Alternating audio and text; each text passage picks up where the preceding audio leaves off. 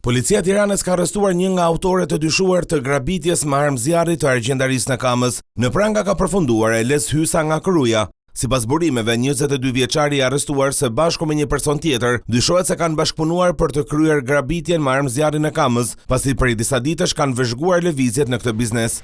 Pasi morën bijuteri dhe sende me vlera miliona lek, dy agresorët u larguan drejt Zallherrit dhe nëpërmjet fshatrave të tjerë kanë arritur deri në Krujë. Gjatë arretisjes mesohet se u kanë rënë në tokë disa bijuteri. Brenda banesës së autorit të dyshuar që u kap nga policia, blut gjetën rroba dhe sende të tjera të djegura në banesë, të cilat dyshohen se i ka përdorur gjatë grabitjes.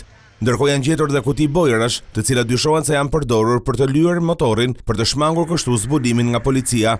Përpara hetuesve, njeriu i arrestuar ka mohuar për fshirje në grabitje. 22 vjeçari rezulton me precedent për kultivim kanabisi. Ndërkohë blut nuk kanë gjetur ende as motorin dhe armën e zjarrit që u përdor për të kryer grabitjen. Gjithashtu mesohet se grupi hetimor po punon për arrestimin e autorit tjetër, i cili është identifikuar nga kamerat e sigurisë.